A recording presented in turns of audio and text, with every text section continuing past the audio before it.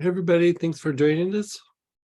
Hope you had a good Mother's Day weekend. It's Q&A time, open to anything and everything. So go ahead and unmute yourself or type in. And go ahead, Barbara, then Robert. Hey, Barbara. Hey there. This is a question on behalf of someone else, and I'm trying to find the words to express it well. But he asked about different kinds of oils for different qualities or aspects of the heart. He's working with a teacher who studied at Naropa. I don't know if that. Okay.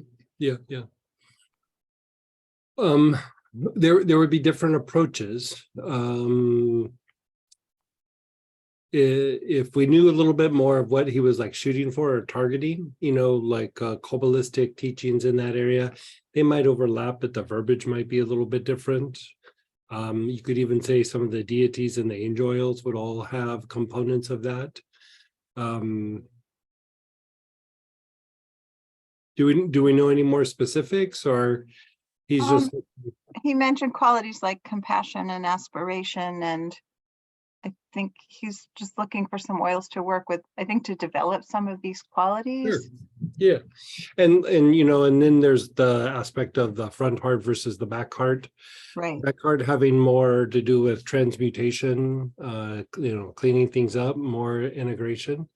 I could go through and I have things that are made, like sometimes we call them by different names. So I'd have to go through and look at what it is. And then I have things that I mean, we have all the stuff that's on the site, but I still have tons of stuff that I've just never put on the site. And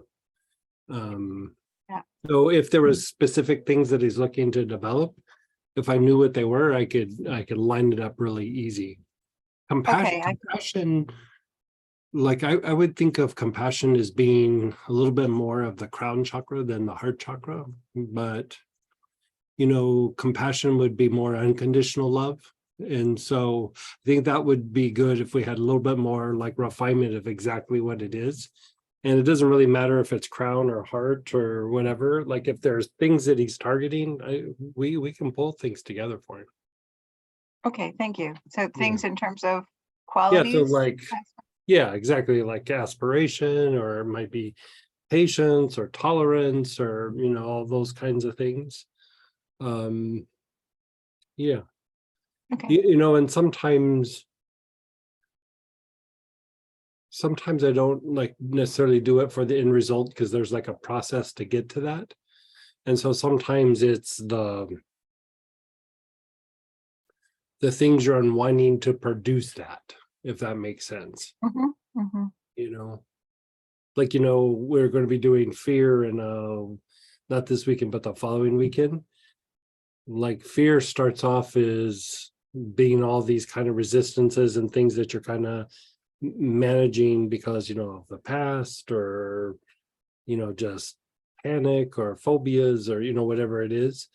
But really, as you unwind them, they open up into something very different, and it's not about the fear or the opposite of fear. It turns into something that is beyond your senses, that we're trying to move past the everyday mind and the sensory mind to tap into the intuitive mind. And you could say the intuitive mind is not just intuition, but it's almost like seeing through the eyes of the soul, or seeing through the eyes of the higher faculties or qualities. And so just to try to target the quality might have some effect, but you almost got to look at like, what is it you're trying to cultivate? And then how do I unwind things to get there? If that makes sense. Makes sense to me. I'm not sure how to transfer this, but I can. Yeah. Like just tell him it's like a path, like a bunch of stepping stones in the garden. And like when you want something like compassion, there's several steps that you would work on. Like a lot of times when we do things like a segment might have 3 or 4 steps that we do, and like, okay, this is what we're targeting. That's part of what we're doing, is we're unwinding this like process to do it. Even the thing that we're doing next weekend, when we're doing the law of cycles and you're harnessing the aspects of the blood, and then seasons and the, you know, the equinox and the solstice. It's a metaphorical way of talking about a process of how you're attracting and drawing in energy from the environment, and then how you utilize it. And the best way to talk about it is like in this metaphorical way. And so some of the things that he might be talking about, if you know what the target is, you can kind of go through these steps to achieve it. It's just, it's the same thing that his practice would be, you know, that he was taught in Naropa, but just being done with oils. Right. Yeah. Thank you very much. Naropa is a good thing, though. It's a very good thing.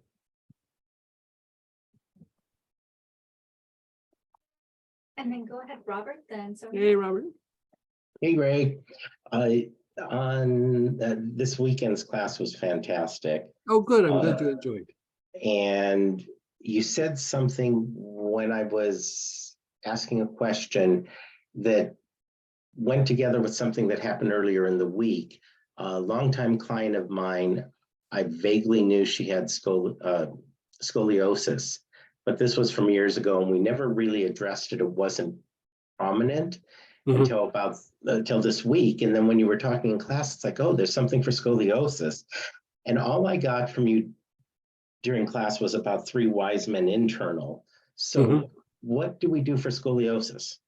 Well, there's different types of scoliosis. So a lot of times when people say they have scoliosis, it's an elevated hip, an elevated shoulder, or both, elevated hip and shoulder with some rotations.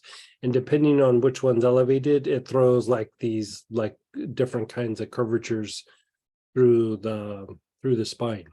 So there's that component. And then there's what you call idiopathic scoliosis, which is like somebody's born with the vertebrae are not straight. You know, it's not just an elevated hip or shoulder, but it is kind of the way that the spine has formed, and they'll have like different shaped like rib cage, like one shaped one particular way, one's the other, shaped very differently.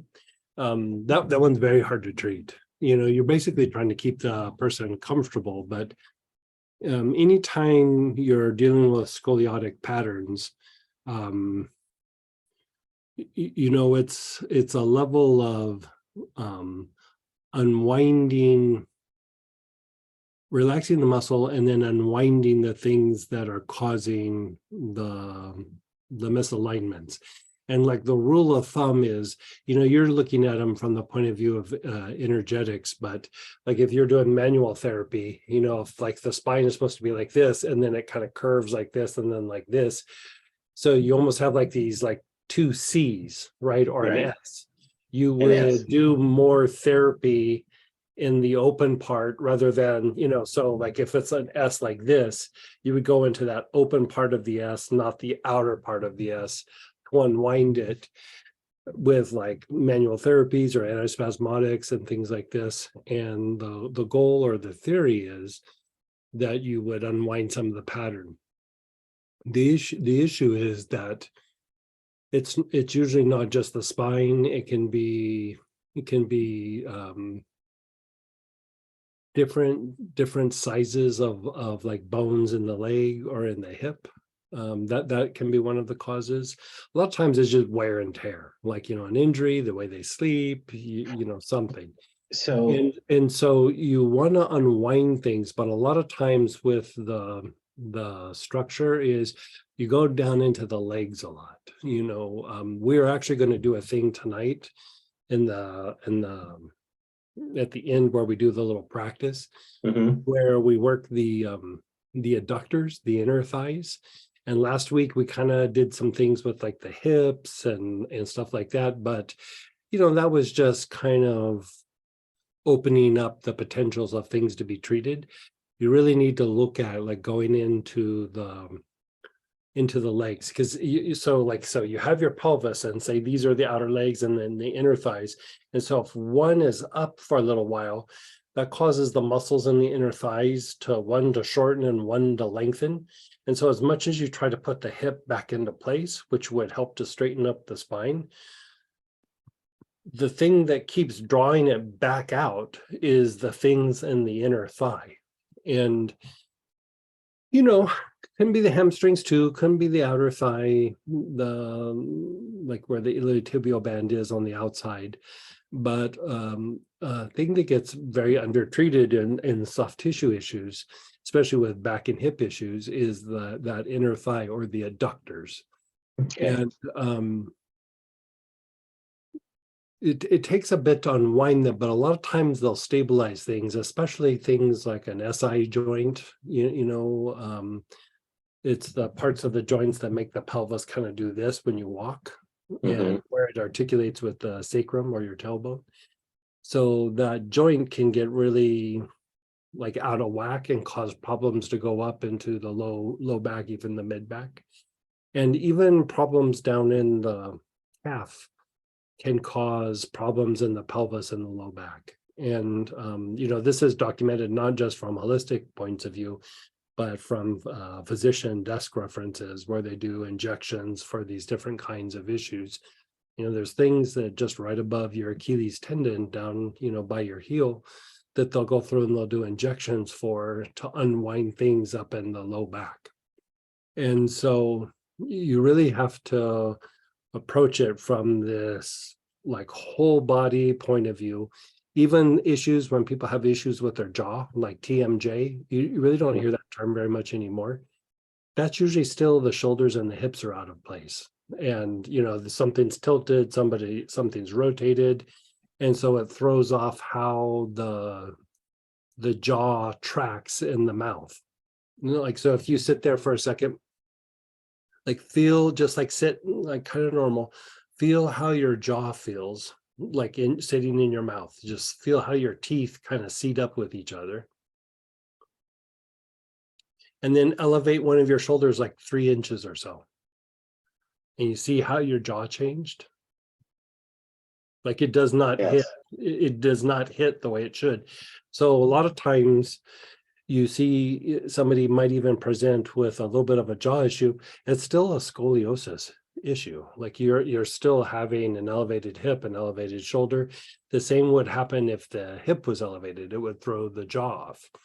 And so, one of the things is the use of the 3 wise men. It offsets some of the effects of the misalignments with how it impacts the endocrine system and cerebral spinal fluid circulation, but it relaxes the muscle so that the body can start to unwind this pattern of imbalance, muscular imbalance. And so things that also help to basically balance out, you could call them like muscle imbalances, kind of. It is what it is, but we look at it from the point of view of like spasms and contractures and all these things. But at some point, these muscle imbalances are caused from long-term issues, or if the person's been fighting inflammation for a long period of time, it can cause these weird muscle imbalances as well. And spikenard and valerian are really super good for that. Myrrh can be as well. A lot of times I'll combine all 3 of them for that issue, and then have them just rub it all over their body. And it can be non-specific, but I like the idea of the 3 wise men taken internally. And then, you can start with just the things that we kind of have done, like use the hyssop to unwind the diaphragm and deepen the breath, which loosens up the spine. And then, you can use frankincense for that. You can use like Sitka or, another spruce like white spruce, something like that. That helps to unwind some of the tension in the spine. But even the things that we do with like the Lovage Body Tonic and the Orange Healer, by unwinding the lymphatic system, a lot of times some of this will also self-correct. There's not a quick way to do it. Okay. Unfortunately, like you just keep nudging it into the right direction. And so, you know, for me, for example, you know, I broke my back when I was in, I don't know, like early 20s, 21 or 22 or something, you know, as being young and stupid. And there was the injury itself, but there was a bunch of muscles that got torn. And I have like the worst kind of like scoliotic pattern, which is one hip is up and then the opposing shoulder is up and then they rotate against each other. And so it just can wreak chaos in the body. And so like 3 Wiseman helps, you know, all the, you know, the Mardrum, the Spikenard, the Valerian, all those things help. Even things like Palo Santo and frankincense can be super helpful, but the more you keep just unwinding the legs, it really plays a significant role. The legs and the hips play a significant role in the back. And you know, back in the old days when I was doing more osteopathic approaches to things and using my hands a lot, somebody with a back issue, a lot of times I wouldn't even touch the back for like 6 sessions or so. I would unwind the things in their legs and their psoas before I even touch their back, because it like you might bring them some sort of relief right off the bat, but it's just going to snap right back. Like you really kind of want to establish like the foundation of like the balance of sorts in the legs and the hips before you really start going deep into the back issue, unless there's an injury.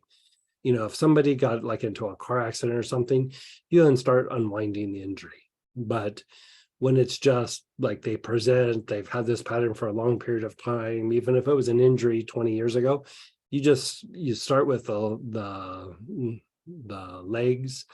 And I knew this one osteopath, he would spend a significant amount of time on the feet, the psoas, and then the base of the skull. And then after that, everything started to fall in place a little bit easier for his approach. And you know how we do that thing with the vetiver at the base of the skull? That's still kind of about trying to align some body misalignments. You're opening up the neck and the chest. And so it's a lot of the stuff that we do is like geared towards targeting the things that we talk about, but also there's body alignment things that are getting addressed there. And one of the things that I've done, you know, this was before COVID. So when I was just like in person, you know, it was before we were Zooming, I would have somebody, you know, there's areas where there was more like maybe chiropractors or physical therapists or something like that. So like on breaks and things, we do these little experiments. And I'd have somebody stand and you could evaluate them like standing straight and then turning to the side so you could see the misalignments that, you know, were visual. And I would have the person stand there, not trying to change their posture or anything, and I'd simply have them inhale, hiss up, you know, just taking long, slow, deep breaths. And, you know, you're not just targeting the diaphragm there. You are opening up the spine and the, you know, all the muscles in and around the spine. But one of the things that hiss up is really good for is muscle memory. And you're unwinding kind of some of the muscle memory of like, oh yeah, my shoulder, this is what we do. You know, we're elevated 3-4 inches. It's just me. Hiss up really helps to unwind that. And you don't even have to really use it topically. You can just like sit and inhale it quite substantially. And if you do that on a regular basis, combined with 3 Wiseman, even that starts to unwind the pattern. And, you know, today we're going to do some work on the thigh, especially the inner thigh. And, you know, things like frankincense, Palo Santo, galbanum, hyssop, basil, you know, all those things you could use to target that inner thigh. And it helps to stabilize the pelvis. And when you stabilize the pelvis, you start to unwind the spine. You could say that the head and the pelvis mimic each other. Like, so if one's like kind of torqued, the other one's going to torque, right? So, there's styles of chiropractic practices where they only adjust the first bone in the vertebrae, at the base of the skull. And then the theory is the rest of the body follows. And then there's this other practice where they only work at the sacrum. And then they say, the rest of the body falls in place. Honestly, I think they both work because you're unwinding the pattern at one side or the other, top or bottom, and then the spine starts to fall in place. Then you have things like Rolfing, where they're doing fascial work, and instead of trying to systematically like keep aligning the body, they just start unwinding the tissue, the fascia. And the goal with that is that if you unwind the tension in the body, gravity will make it right. Like gravity will be the therapist. You just got to unwind the pattern. And that goes back to the thing with, we're doing things with lymphatic work and the fascial stuff that we apply, the thing with Three Wise Men, the thing with Hyssop, where you're unwinding some of the muscle memory. You're kind of unwinding the patterns in the body so that gravity starts to basically align the body. And you could have all kinds of different approaches. I've tried a whole bunch over the years with oils and with energy work, and there's definitely a systematic way to do it with manual therapies, but even that it takes quite a while. And the idiopathic scoliosis, most times you're making the person comfortable. But if it's just like an elevated hip, an elevated shoulder, like a wedge pattern where the shoulder and hip are opposing each other, all of that stuff usually can be unwound, but it does take quite a bit. But starting with the Three Wise Men, starting with Hyssop, and you could even have them just use valerian to apply topically or take a little bit internally at night. It improves their sleep, but valerian is a very good, valerian and spikenard are very similar, but valerian is a little bit better of like a regulator of the body. It does it in a way that is sedating in nature, because that's what it does, but it balances out certain things in the nervous system. It balances out muscle imbalances. It just keeps making things right. And so done over time, and if you're doing energy work, it would all kind of integrate over a period of time, but always focusing on the spine, the hips, and the legs. The arms kind of usually fall in place. You might have to do some things to tweak shoulder girdles and things like that, but it's a lot of tedious work. But, with the stuff that we're doing it in a way that's very generic and very like all encompassing all of it. It's not super specific to a particular issue, but a lot of times the things that we're doing also overlap into structural alignment. Okay. So before I get into the specific detailed questions, I want to go a little more generic. Okay. Would this treatment change if we knew whether it was the shoulder or the hips? If it's just the shoulder, you still need to go probably all the way down into the hips. But shoulder stuff is usually a little bit easier to unwind. And this sounds also weird. Like if you look at somebody's shoulder, like if I'm standing here like this, a lot of times when there's a misalignment, one's hanging like this. You know what I mean? Mm-hmm. Like they're not like this. It's like this one's like kind of looks normal, or it looks like it's contracted, and the other one is hanging quite a bit.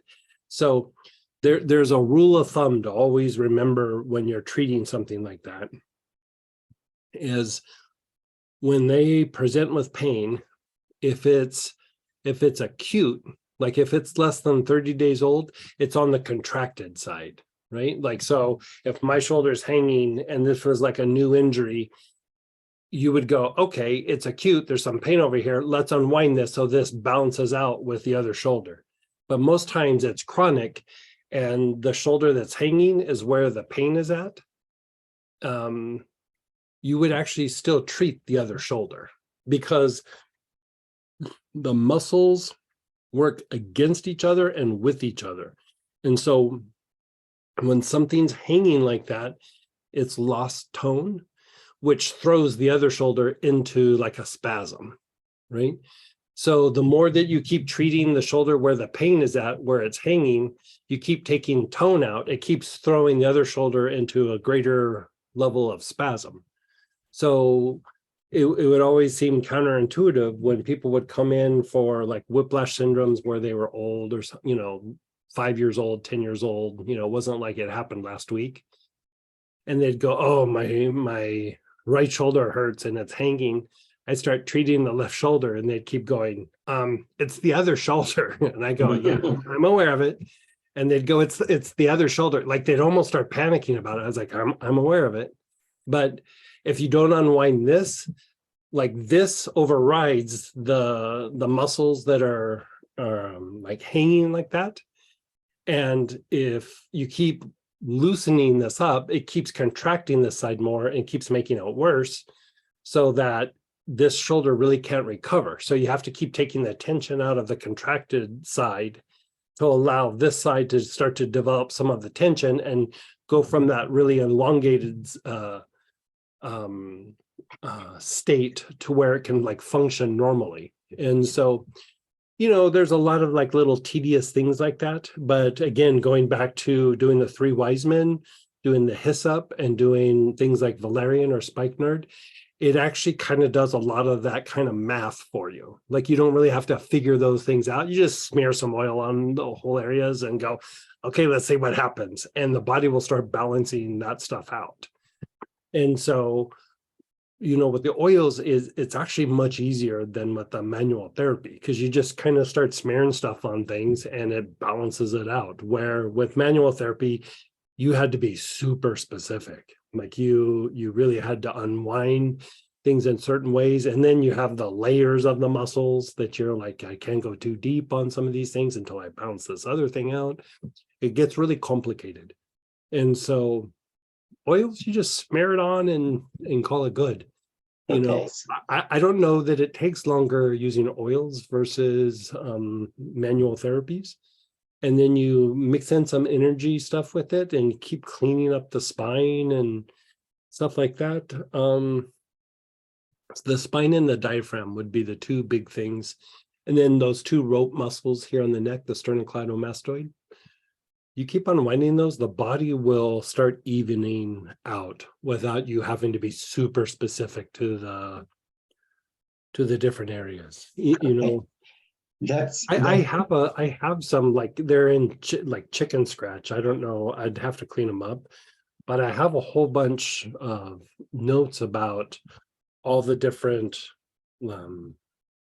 tilts and rotations and even the symptoms that went along with the tilts and rotations. And so a lot of times when we're talking about things here, and we're talking about like maybe a glandular issue or something, a lot of times there's also a structural manifestation of that.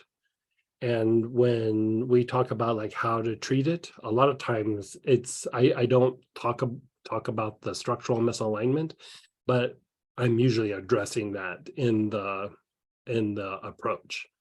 And so that's why sometimes it'll be like, this works, but this one doesn't. But in certain situations, this does. It's a lot of it has to do with structural alignment issues.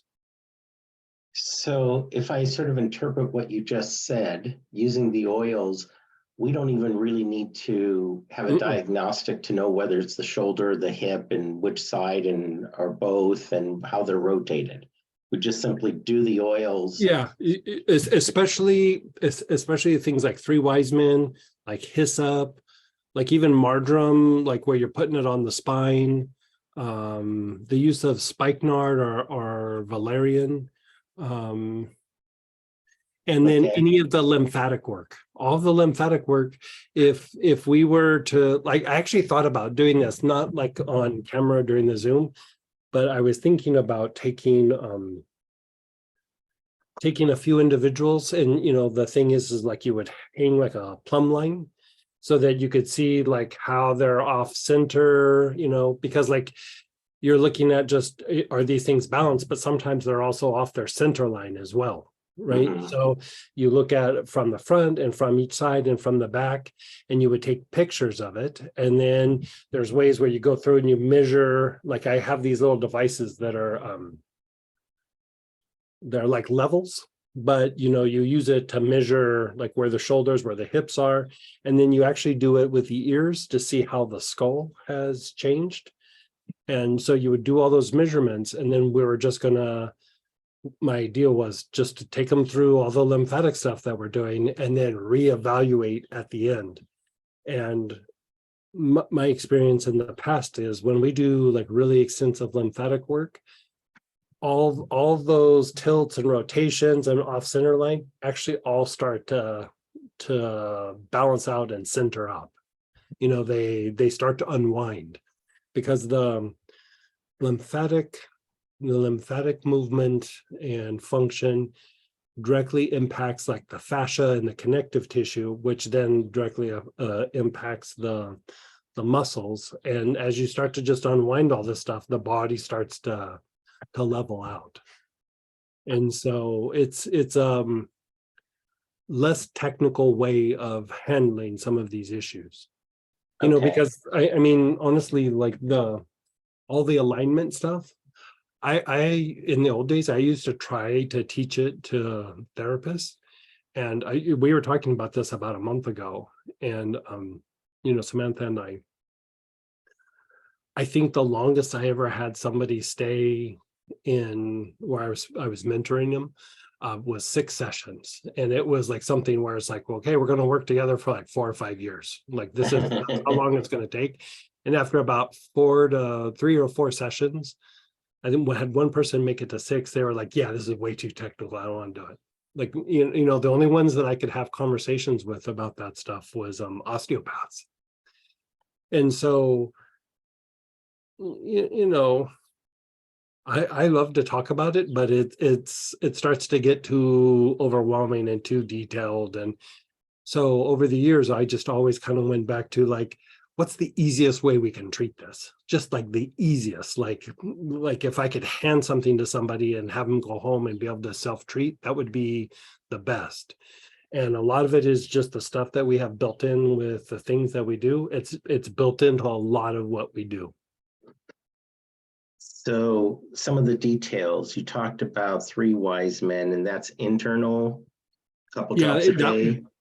Inhaling is good for like what we're trying to address here. Inhaling is good, but internal would be better. Yeah, And like significantly better.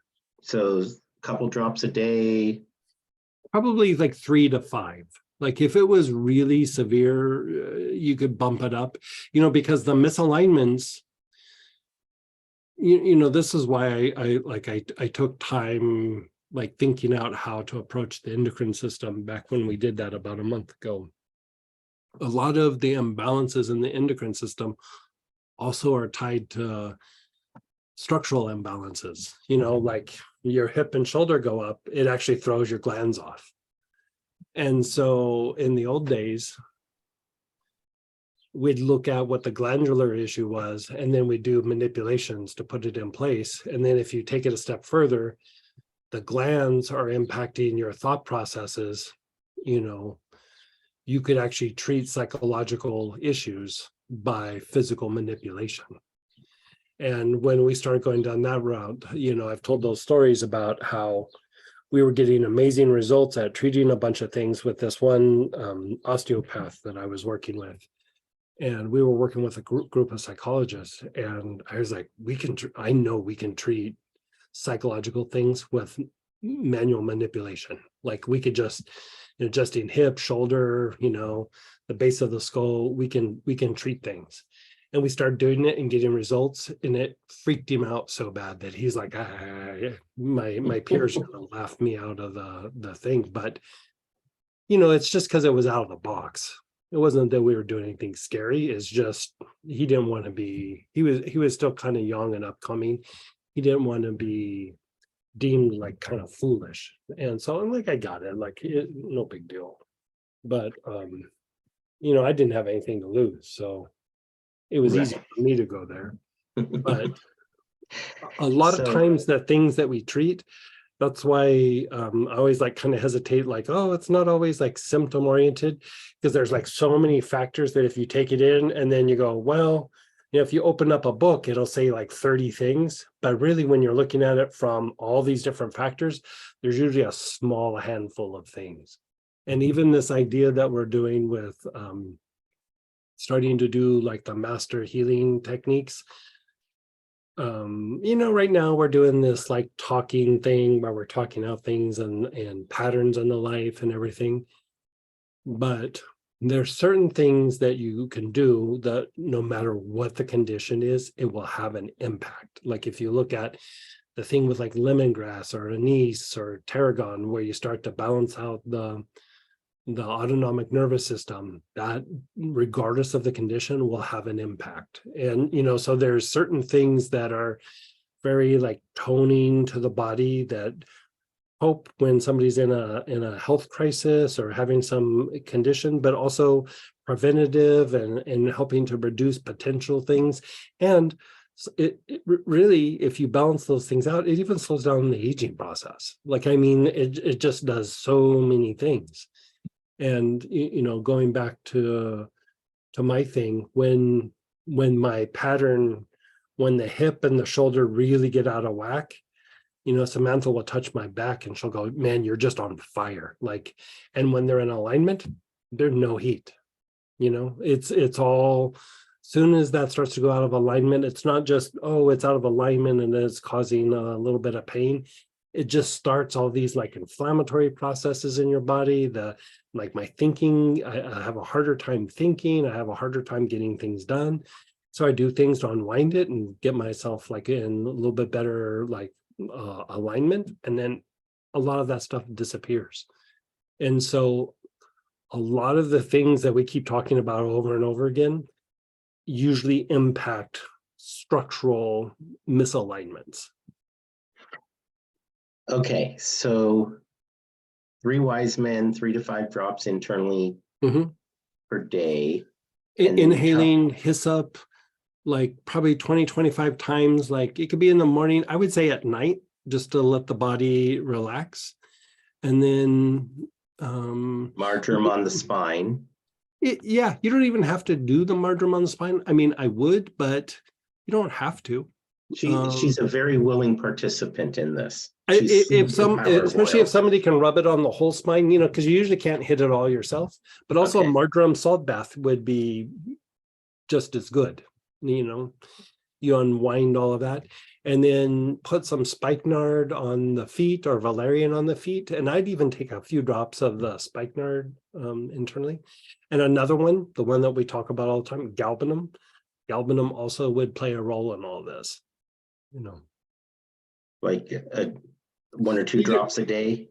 Like, yeah, like 2 or 3 drops internal, or like that one you can get away with just putting it on your wrist, you know, if they can handle the smell. And it could be just at the end of the day. Okay, great. You know, These are you go to and I bed like- stinky and wake up feeling good. You know what I Yeah, mean? and I like the idea of the lymphatic work. Yeah. Anytime we've done anything lymphatic, she feels different. She Yeah. seems different. Her energy goes up. So Yeah, I would I agree. like that, but I also like, I want to start something simple that we know is going to be a positive, and then layer this stuff on. Yeah, 3. So here's one that like we talk about, but I personally forget about it. Terebinth. Like she could be putting, like if she has problem joints, again, like I use myself as an example because I can talk about it for a little bit because of experience, but like, so blew this shoulder out where it was dislocated and, you know, got put back and all of that. But again, torn muscles in the shoulder girdle. And, you know, there'll be times where maybe I've slept wrong or been traveling where it gets pretty locked up where I can barely turn my head that way. I'll put on antispasmodics and all kinds of things, and I'll start putting on Terebinth and the Trigger Point blend, And within a couple applications, I have almost full range of motion, like it's not bothering me anymore. I don't have the pain. So helichrysum could be mixed in with that. And the reason being that if you look at what a trigger point is not just like a knot. It is tension in a muscle that has gotten so bad that it has caused neurological dysfunction in the tissue. And so terebinth, trigger point, helichrysum, they all break up the lymphatic deposits, especially in and around the nerve that's being impacted, and it just starts unwinding that. And you still do all the other lymphatic work, but you know, the more that you do that, it just makes it easier for the body to process and detoxify. And sometimes it just gets really stuck and stagnant in a particular area. And even doing lymphatic work sometimes is just not enough, because now there's starting to be neurological dysfunction because of the toxicity. And so, you know, the next lymphatic class, the module we're doing is for sleep, right? But then after that, we're going to go into some trigger point. I don't know that I'm going to do trigger point anatomy. It's a little too technical. I mean, I'm going to make some stuff available for people who want to go down that rabbit hole. And maybe we even have like a little special study session, you know, like on one of the evenings where we can go deeper for people who want to go down that rabbit hole. But we're just going to set it up systematically to, like, wherever you have like a bad problem spot, this is how you go through to unwind the trigger point activity, and just, again, make it real kind of general, where you don't have to get super specific. You know, because like, even, you know, how like you get that little tension, like right here where the neck and shoulder comes together. Yeah, that's a trigger point. You know, the thing with the neck muscles where those two strands, those two muscles that come down here and they affect your diaphragm.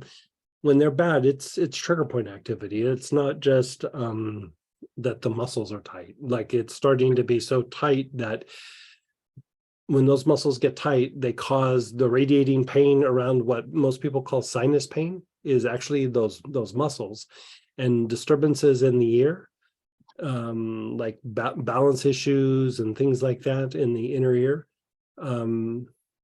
That is a neurological response to those things that are happening in those muscles. So again, when you've heard me talk about like how to handle that with people who have like dizziness or an imbalance, or, you know, if you're walking straight and you have trigger points in those areas, you'll be walking like this is your feet, and then every like maybe 6-10 steps, one of your feet will go out, and then like to stabilize, and then keep walking like this, and then you'll go like that. It's because the inner ear is off, and it's actually those two rope muscles in your neck.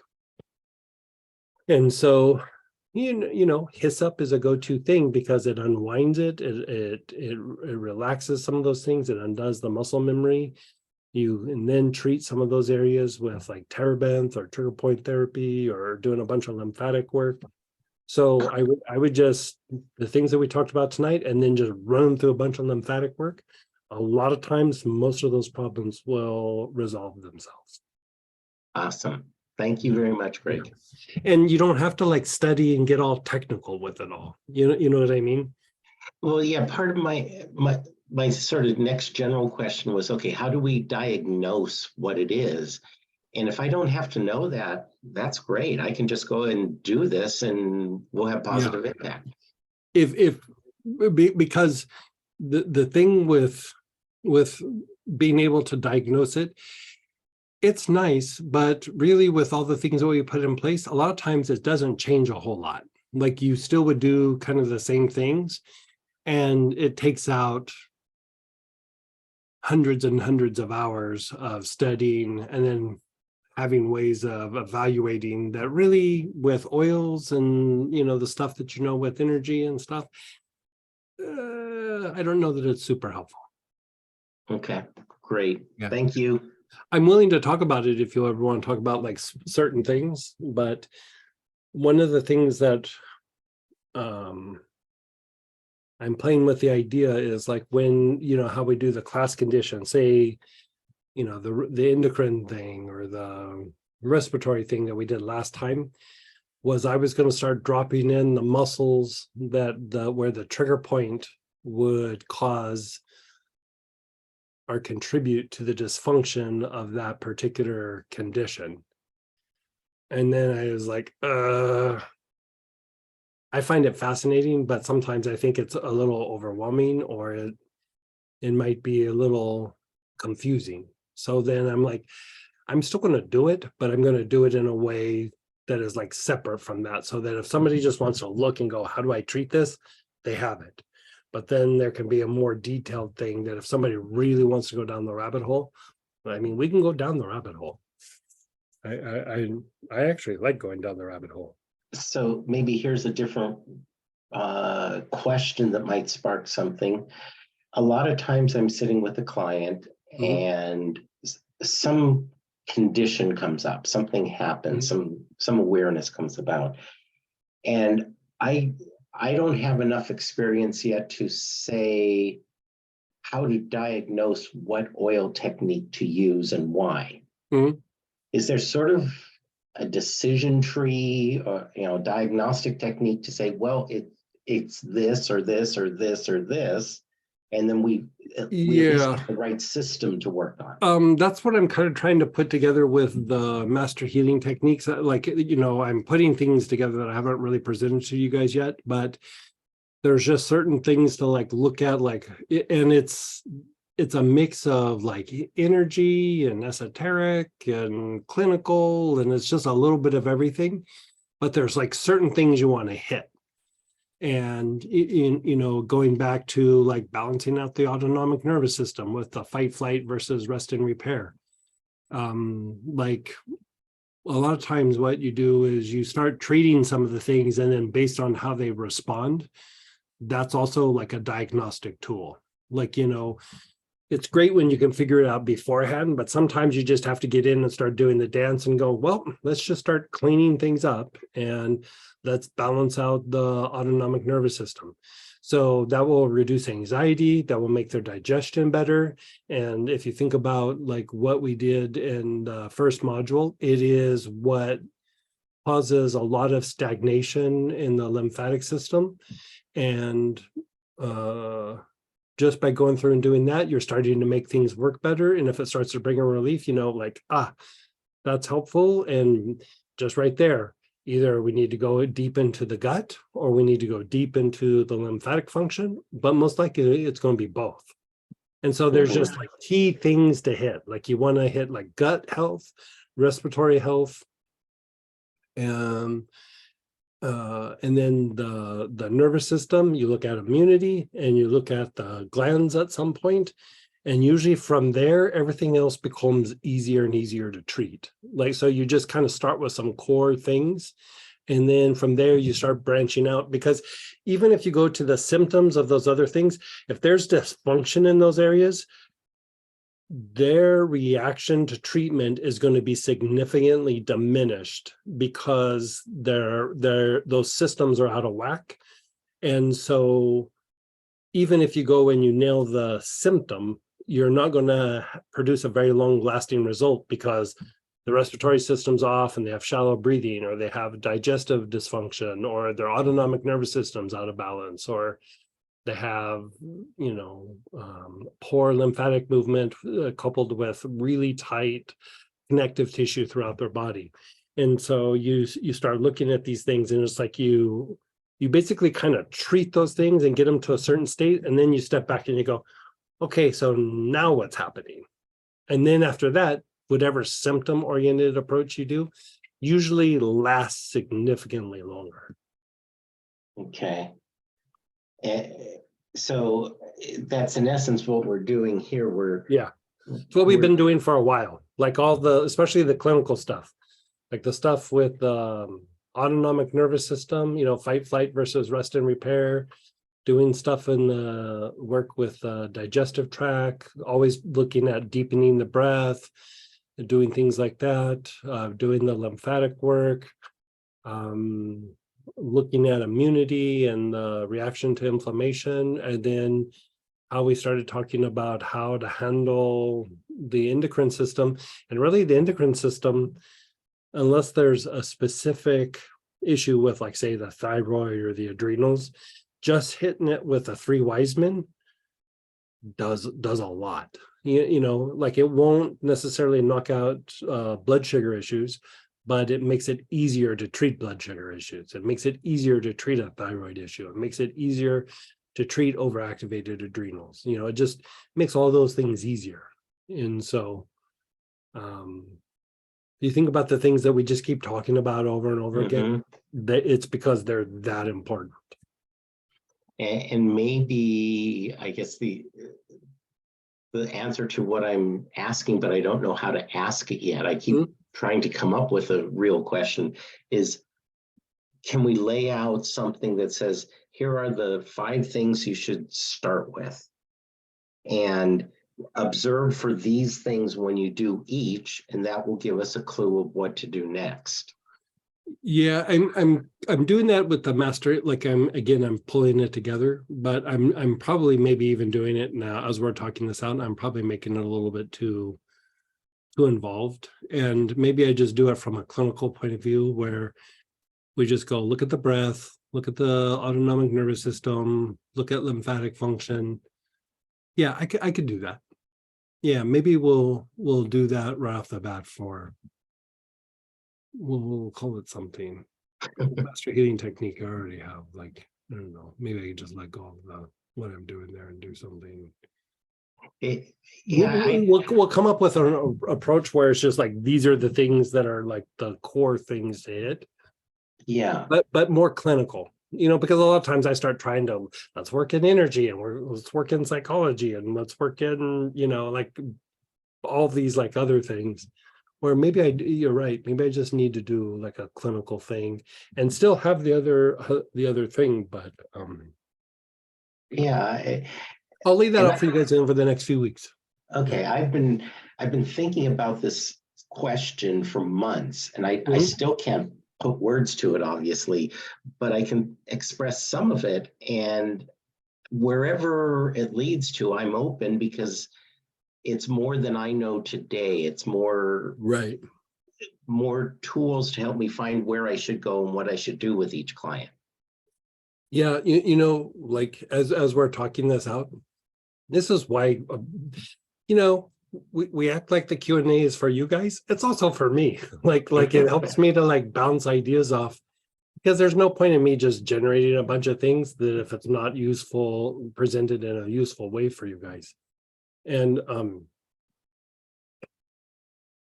maybe we do like, these are the top like 8 or 10 things to do no matter what, or for general health, or for prevention, or when in crisis, or, you know, I kind of like that idea. Maybe we even do a weekend of like going through and doing like a free weekend, how we do the class conditions. Maybe we do that would be good, don't you think? Like do like a class, you know how we're doing the class conditions, like we did endocrine and respiratory. Maybe we do one of those free weekends, and it's like, these are the top 8 things to do, like the type 10 things to do and why. And you do something like that, and you don't have to go in depth, because that's not the point. It's simply a starting place. That client appears and you're going like, what do I do? Okay, let's start with this and start with this. And that gives me time to get on a call and on study group and talk in more detail about specifics, and then things flow easily. Yeah. And you know, here's the other thing with when you're dealing with people, like, you know, most everybody here, you know, we're going through classes and we're talking about things and we're talking about conditions and all this, but a lot of times when you're dealing with the general public, they'll come to you with an idea of what they think that it is, but it usually isn't what they think it is. And you know, because they don't have the background, they don't have the terminology or the experience like you guys do. So then you have to kind of listen to what they're saying and going, okay, but what are they really saying? And that's the beauty of going through and treating some of these things. Everybody needs it. And almost the problems will present themselves as you treat some of these conditions. And you'll see like, oh, they have a really bad respiratory issue. Or, you know, I go back to that cop that was on the SWAT team. And Yes. and I was like, do you have any stress? And he's like, no. And then like, what'd you do yesterday? Well, I fell through a roof and had to wrestle a gun from a perp and da da da da da. And it's like, that's not stressful. And he's like, no. It's like, that's incredibly stressful. Like, even if it didn't register in his mind, it's incredibly stressful. But if you ask him, he doesn't like he's the frog in the boiling water. His every day is stressful. So if you ask him to compare Monday to Wednesday, which one was more stressful, he'll go, they were the same. There's no stress. You know, and so we kind of come from different places. And so there could be these core things that we go through. I like this idea. Let's do this. Okay, and so let me also throw something there because you alluded to something. One of the things I really liked about pranic healing is people would come in with basically a Western medical diagnosis. And from there, you could come up with a protocol to start with. And what I'm seeing is people come in for healing in general and say, this is what my doctor says the problem is. And again, like you said, that's not really the problem. That's the symptom of the problem.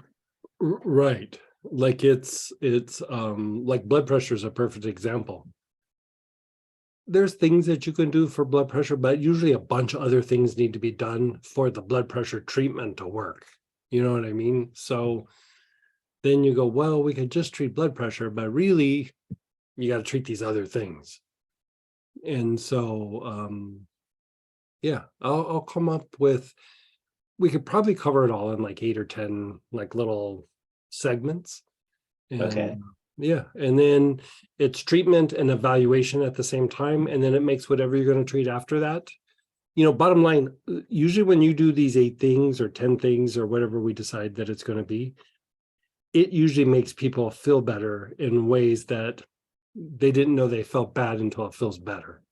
Yes. And so you're starting to make people feel better in ways where they're like, oh, I'm feeling clear. I'm feeling more relaxed. I'm feeling clearer in my head. And, you know, I'm realizing that my work life is toxic and, you know, I'm having issues with my partner or, you know, like other things start to come to light. And, you know, one of the things that happened many years ago was, you know, I used to get pulled into different kind of research projects and things. And I was pulled in by this one psychologist and we were evaluating people before treatment, and we'd have them fill out this like, you know, questionnaire, and it was like 120 questions or something, something they put together, right? And then we'd treat them for like 3 months, and then we'd have them fill out the same questionnaire again. And when you looked at the questionnaire,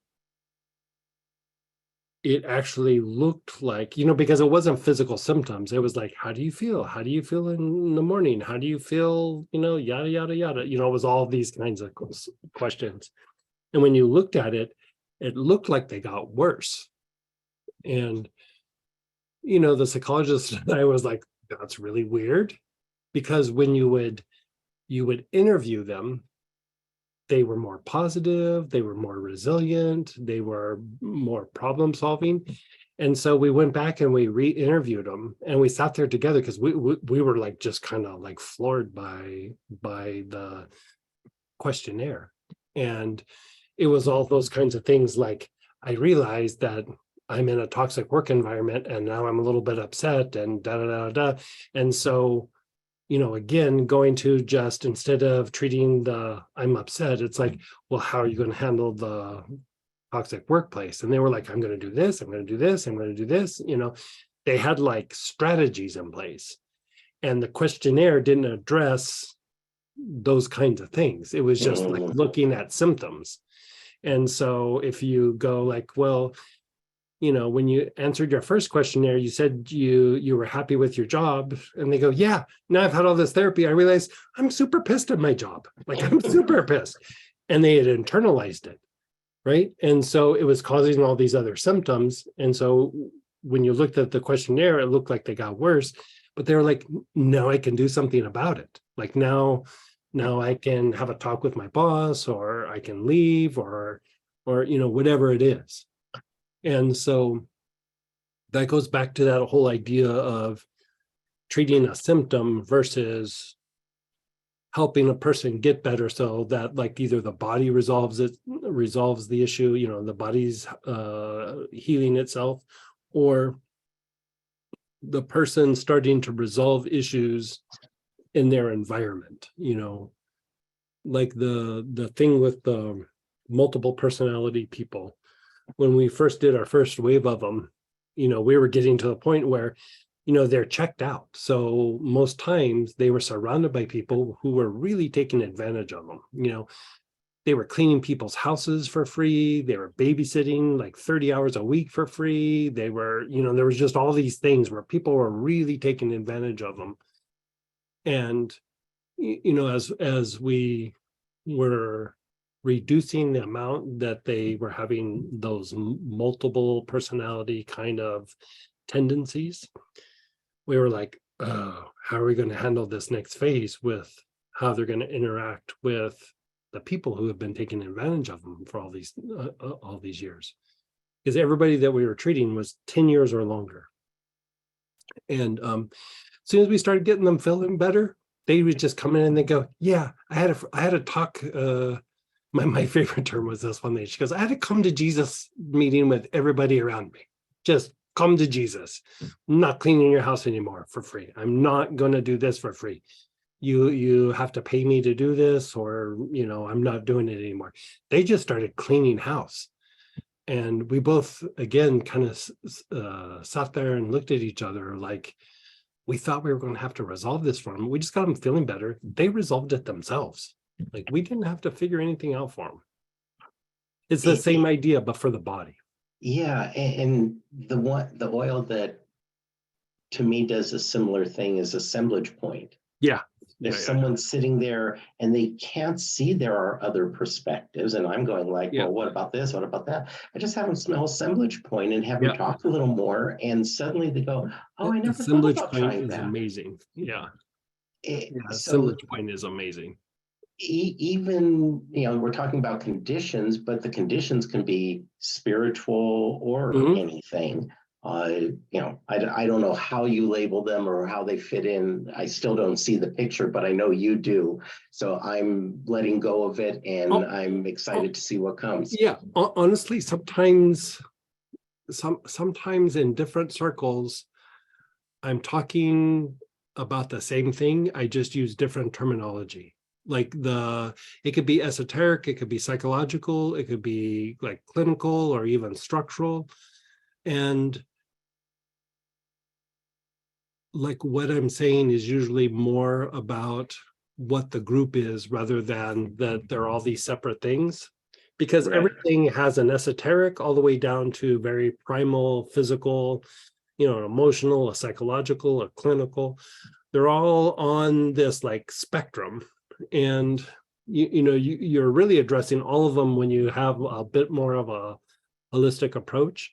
But in certain circles, they'll only identify with the psychology of something, or they might only look at it from a physical point of view, or you get in other circles and they only look at it from, you know, very esoteric kind of spiritual things, and you still kind of take it down into the form, or you take it down into the. And so a lot of times when we're doing the different classes, I mean, that's we're addressing that in a way. But if I bounce around and say a bunch of different terms from the different aspects, it almost is like too confusing, because our minds see them separate. Intuitive mind does not, but the mind, even for me, I'll forget like a perfect example is like the thing with the terebinth and the trigger point stuff. I forget about it, like because I'll be thinking energetic or I'll be thinking esoteric, and then I'll go, ugh, lymphatic. I gotta go back to the lymphatic. Am I not doing them? I'm teaching lymphatic all the time. I forget. Like, you know, it's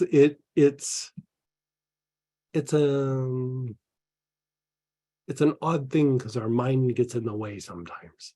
It tends to overcomplicate it. But at the same time, we have to use the mind. Like, you know what I mean? Yes. It's like it's not that it's bad. It's just that you can't always just depend on all the definitions. Like the definitions are good, but a lot of times what happens is you'll leave the intuitive part out, or I'll leave the intuitive part out, and I'll go, oh yeah, and then I bring it back and I go, this makes sense.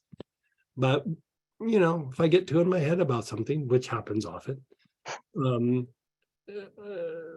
like I lose like a bigger picture. You know, it's like you're constantly going from the telescope to the binoculars to the glasses to the microscope, and you just need to know like which one to use sometimes, and sometimes it's all of them. But even when we were doing esoteric things, we were still doing, you know, like the chakra classes where we were going chakra by chakra, still hitting some clinical things, still hitting some psychological things, but it just wasn't like quite symptom oriented, but it still was having an impact on all those things.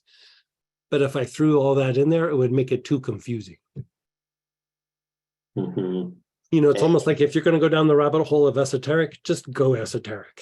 You know, if you're going to go psychological, then just go psychological. Maybe pepper in a little bit of something else, but and it's because it's how everybody's mind works. It's not that like, oh, some people think this way, everybody's mind sees things in those pieces like that. So go deep down that piece, and then just take another piece. Like, you know, sometimes the flyer information looks like it's talking about the same thing, but then we'll do the class and you can see like we're talking about some of the same things, but we're doing different approaches and there's different things to it. It's because it's from an esoteric point of view, from a clinical point of view, from a psychological point of view, from, you know, an alchemical point of view. You know, there's all these different kind of things that you're working, and at some point you just keep dancing with it until it produces this bigger result. Thank you very much. This has been great. Thank you, Greg. Oh, my pleasure. It's always nice talking with you. I'm going to do, I love your idea. Like, I was kind of doing that, but I like, as we're talking now, I'm making it way too complicated. Yeah. And Samantha is shaking her head like this, like, yes. I'm gonna tone it down, like probably middle or late June. We'll do this class about this top 8 or 10 things to do. Okay, great. Thank you, Greg. You're so welcome. And then go ahead, Sonia, then Megan. Hey, Sonia.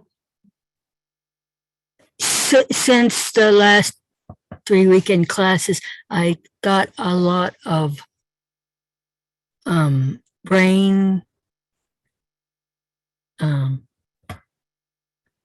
I can't think or find the right words, and I have to go to a hearing Thursday for the protection of my mother. And so you're having a hard time like focusing and processing. brain fog. So Can't find the right words. I can't hold on to what I'm thinking. I was being real clear before that, but I got fogged up from in the last 3 weekend classes. when you did the stuff from the lymphatic class, the cerebral spinal fluid work, how did that treat you? Did that make that a little better or a little worse? I'm just curious. A little better or worse in Like relation. it was Saturday. Remember Saturday when we did the first segment and we started doing the That's 3 weeks ago. no, it was last weekend.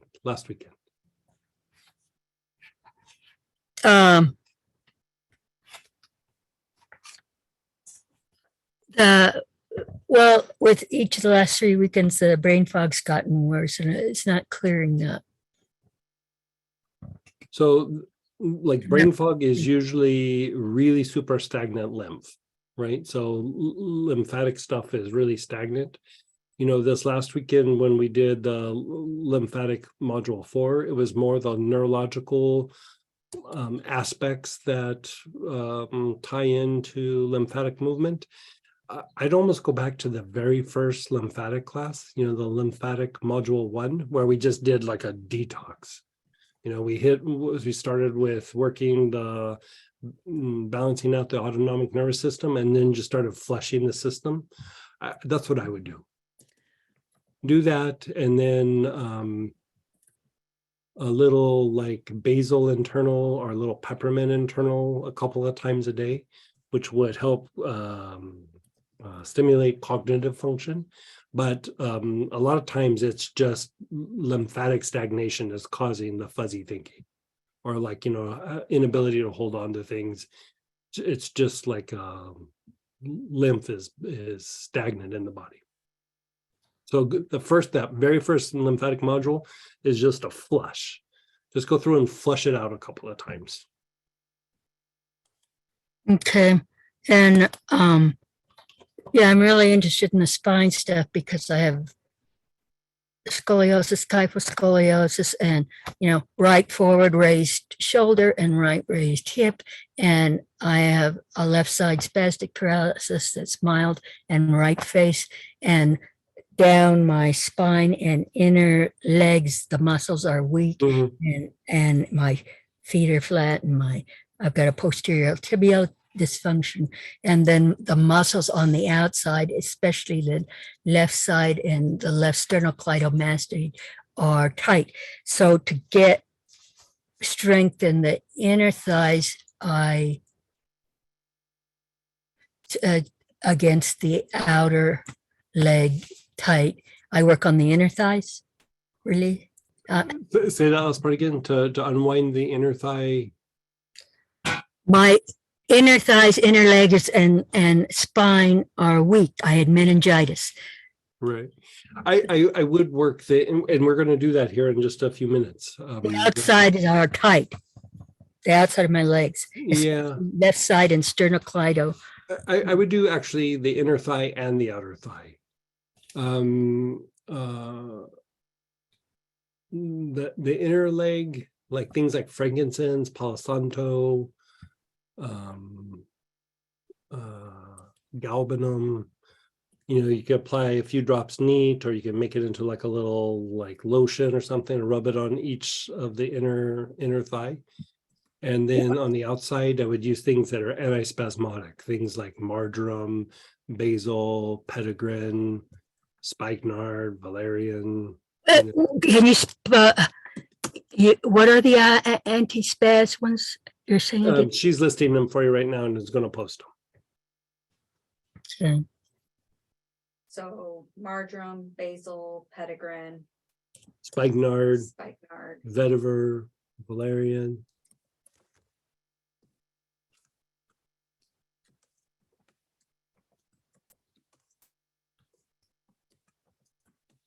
Even helichrysum, terebinth.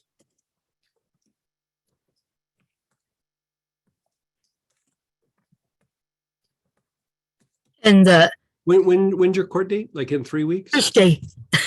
When is it? Wednesday. Wednesday. Yeah. Thursday. Tomorrow. Try to do a little flesh tonight, and then basil and petitgrain in the morning. Okay. Yeah.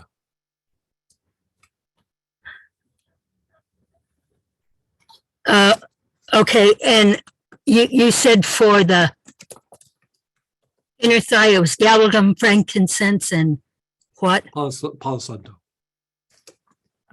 In any of them, like you can just choose one and just work one of them. Galbanum, Palo santo, frankincense, any of that works.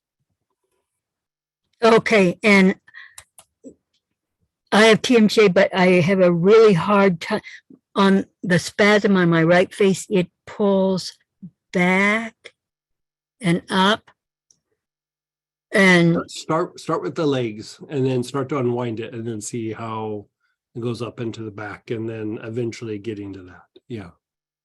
Start with the legs though. so, Yeah. You know what? Do a little sage too, like several drops of sage on your wrist. Just a few drops and then rub them together like that. for the, For your thing tomorrow. it's Thursday. Oh, Okay, Thursday. Yeah. Keep All doing right. it until Thursday.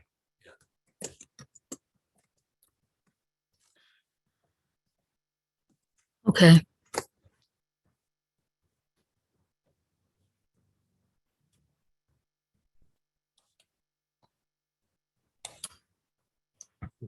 And then go ahead, Megan, then Shraddhananda. Hey, Megan. Hey Greg, so following up with that, those oils you gave me to do, it was jasmine and benzoin and then theta on the brain and temples. And at first it was really relaxing and I loved it. And then like something just kind of popped and I've had a pretty sore throat for the last week and coughing a ton. It's kind of gotten better today finally, but I wanted to ask, And you don't think you're sick? You what- feel like something's coming out or something? I guess. I mean, I always seem to have stuff with the throat chakra. So I was gonna ask, like, first, like, I'm assuming this kind of targeted the Ming Men because it sounded like there was a bit of a blood pressure spike when I was getting triggered. And then it seems Okay. like if I have a release in the Ming Men, at least in the past, and I don't know if this is what happened, but it always seems like it's connected with stuff in my throat. Is there like a connection between those two chakras? There is, but it's not like the chakras are connected like that. It's actually connected to the central channel. And like, you know how we work the directions, like the 4 directions, you know, in the 4 direction class. Part of what's happening there is the west is affecting the left side of your aura, the right, or excuse me, the north is the front, the east is the right side of your aura, and then the south is the back, right? And it's not just like your aura, it's not like it's cleaning up your aura, but it's when we think something or feel something, we attract energies from the environment that would be the elements or the elementals. And so when you work those 4 directions, you're kind of purifying the aspects of the elements from like the 4 winds or the 4 directions. It's just how we attract things, right? And so, you know, there's still the direction of down, there's still the direction of up, and then there's, like, you could say, the mystery. And the direction of up is between the crown chakra and the point of light above your head, like 12 inches above your head. And then the down is there's the point of light above your head, but there's a lower correspondence 12 inches below your perineum. And so that's like mid-thigh, you know, like, you know, your adductor area, but a little bit lower. And so that is from the perineum down to that point.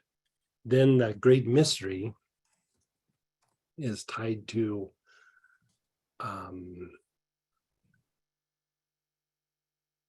those energies, how they impact your central channel, like from the point of light above your head to the point of light below your perineum. And so how the Ming Men and the throat are connected are the elements that are stuck or clinging to the central channel. And so I haven't really gone into all that. And, you know, sometimes people will bring up, what about those other aspects? We are going to address them, but it's very esoteric. It's very energetic. It's not clinical. And so,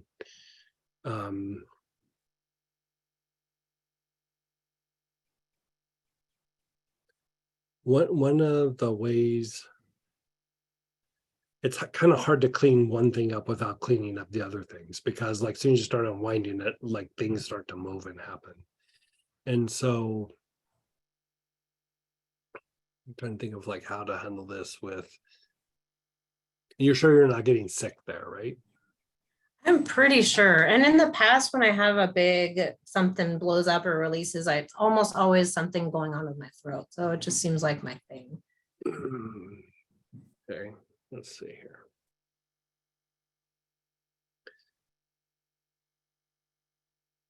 Hmm.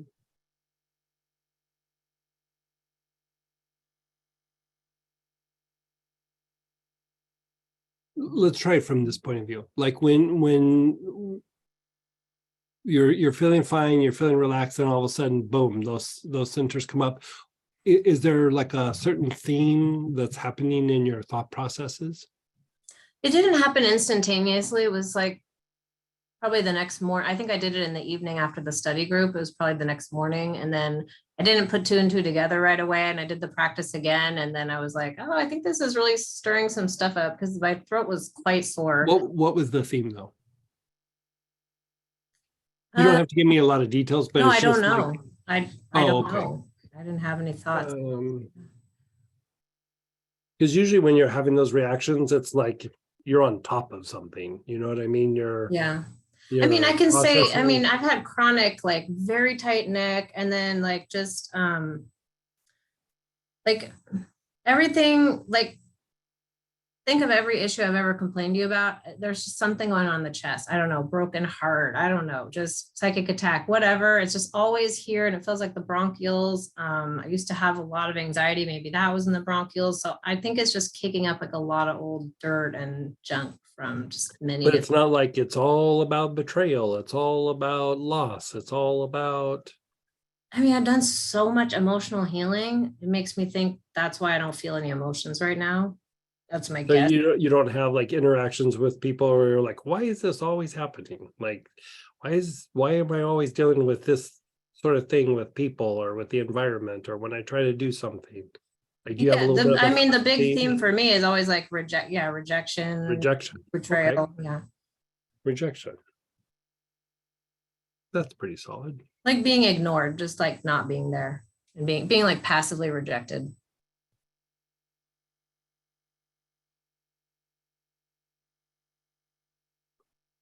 Okay, so let's do a little experiment for like 2 days. Do you have Pomarosa? No. Do you have frankincense? Yeah. So let's have you do frankincense, inhale, think of times where rejection was an issue, and then go to your spine. And then inhale and like let go of the thought of the pattern of, okay, times where I felt rejected or ignored or whatever. And then just inhale the frankincense and explore your spine, up and down the spine. And then when you feel like, okay, that's feeling pretty good, still go a little longer and then go back and go, okay, let's reflect on times where the pattern is rejection. And, ironically, that's in one of the 9 types of fear, rejection, like it has the fear of rejection. And so I mean, these fears are all, fear is a really weird thing. Like trauma is trauma. Like, I think we all kind of get it, even if it's just like, oh, change of perception. Stress is stress. When somebody's being adversarial, we get it, but fear is different. Fear is a different animal. It's not just like, oh, I feel afraid or I feel this. There is things from the past, but there's also, it's like these gates that you step through that we don't step through them because we feel kind of vulnerable in a way. And we kind of manage these things and we don't do certain things in our life because I'm afraid of this. I'm afraid of the unknown. I'm afraid of rejection. I'm afraid of, fill in the blank. And in a way, they don't allow us to step through the door but at the same time, not stepping through the door also like magnifies the fear. And so like if rejection is a thing, there's something on the other side. If we go through and work that out, treating the fear is good, but getting to the other side, it's almost like there's a gift on the other side. You know, there's an ability, there's a package, there's a awareness, a shift in your thinking. And you know, we usually have a couple areas where it's worse. You know, if we look at the 9 fears, we all have them. But at the same time, we usually have 1 or 2 that are like, but this one, this is me right here. Like, you know, you get it. And it really affects the thought processes. And so, you know, you go through, you start feeling better, but then your unconscious goes, but what about rejection? What about the thing where, you know, it's like, oh, I can't feel good because I'm going to get rejected again. You know, so it's good that you're able to keep cleaning things up, because it is this thing of where it's a flow and then you reach this place and then you go, oh, this feels kind of good. But then the flow happens whether you realize it or not. You know, you're constantly going back and forth between essence and form. And so, you know, you feel good for a while, but then all of a sudden, boom, you're on top of something again. And so I would say, let's have you go into, you don't have to relive the rejection, but just like reflect on the pattern of like, okay, it's the rejection issue. And then external spine, external spine, external, just keep going back and forth.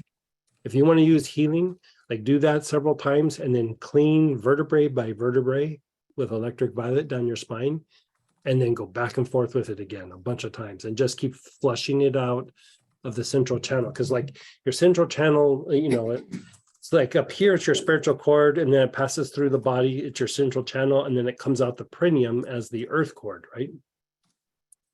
And so every step of the way, there's these like building blocks that are stuck, that are associated with these patterns from above your head, below, and through the central channel. And so, you know, you're unwinding the things in the tissue, in the body, and the chakras, all these things. But when you get down to like a core thing, the things that are around your central channel and your spine are the things that don't allow you to go deep. Like when you go deep within yourself, it's what stops it. You know, it's your stumbling block to that. And so, you know, through a lot of the classes, we've been unwinding it, but let's just get right on top of this little band or ring that goes up and down your central channel. And let's have you just start going deep with like inhaling frankincense. Think of the pattern, go to your spine, and think of the pattern, go to your spine. Just keep doing it back and forth. Okay, thank you. And then Do it for like 3 or 4 days, and then email me or something and let us know where you're at with all that. okay, thank you. And then just to help like I think it's the bronchioles or the windpipe. It's because it's not a lot of phlegm, but just it's like tickle or irritation. Is there an oil that I could just put on my chest that would be like soothing? Anything balsam, like fir balsam, tolu balsam, spruces, firs, terebinth would be super good. Anula, if you had it, would be super good. If you don't have those, like rosemary verbenin would probably be helpful. And then there's the good old-fashioned Sitka, frankincense, hyssop. You know, any of those should be helpful. Okay, perfect. Thank you, thank you. But balsams, like things that have like a balsamic effect, are usually soothing to the respiratory tract. So Okay. fir balsam, tolu balsam, Peru balsam, poplar balsam, you know, anything that has a balsam in it. Okay, perfect. Thank you.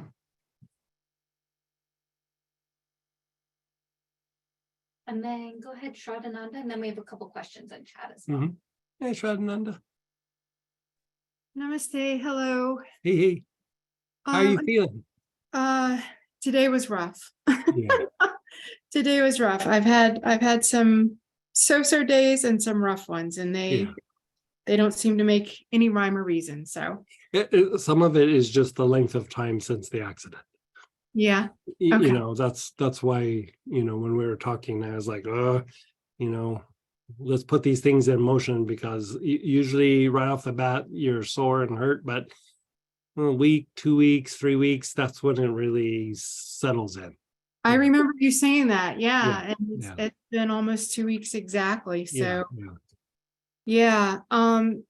So I was wondering, because I I took a count, because I have to keep a log of all the calls, and I have an average of 10 calls a day with medical staff and legal staff and getting referred to the person, to the next person, to the next person. Yeah.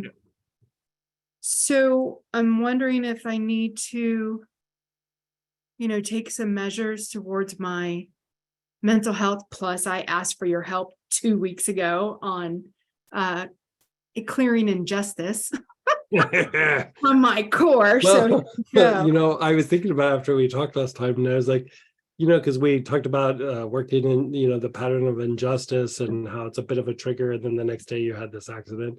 yeah, This is one that it might be a little bit of a fight, but you are going to probably come out smelling pretty good and like winning this one. So it's like, boom, you get to put one in the win column on this, but it's not going to be a quick one. You know what I mean? yeah. I'm clear it's not quick and Yeah, it's not it's not easy. quick. And I have a big part of transformation in my astrological chart. Mhm. And I am pretty sure for as long as I've known the word that I've been working on transformation, Mhm. but I've always managed to sit with this quiet stillness underneath. Mhm. But this injustice thing and its pieces that it's made of must be rooted in my tailbone so tight. And like Yeah. you were saying to Megan, I all the way up have to the say to spine. you, Shraddhananda, like, I specialized in accidents, which was mostly car accidents. For several years, working with physicians, and they would refer people and we'd go back and forth. And it was like when California was trying to really reinforce the seatbelt, using seatbelts and things. Mhm. So they had given a grant to these doctors that I was working with, and your story is one of the bizarre stories I've ever heard. Like, it is bizarre. Like, I was like, I've heard some crazy stories. I Yeah. can't come up with one that's crazier than that one. That was pretty crazy. Well, I'm convinced it's truly karmic, because actually a There's similar something thing coming out of happened this. about 30 Yeah. years ago. Yeah. This is it's interesting. Yeah. So I'm just wondering if I need some sort of a daily this is what I emotional would say. practice. So you have the galbanum, and in this, the galbanum is not just for physical pain, it is also for the psychological pain that can come with this. Okay. And psychological pain not necessarily being like, oh, I've been traumatized by the accident or I'm hurt. It's this process that you're going through. Like, I'm having to deal with the hospital, I'm having to deal with the lawyer, I'm having to deal with whatever, having to make a statement, I'm having to go to a specialist. People aren't always listening to you, or people have a preconceived idea of what's happening. Galbanum is like got to be in your pocket at all times, because it's not even about I'm getting triggered. It's helping you to not react to the pain of the situation. And here we're talking about the psychological impact of this whole process that you're going through.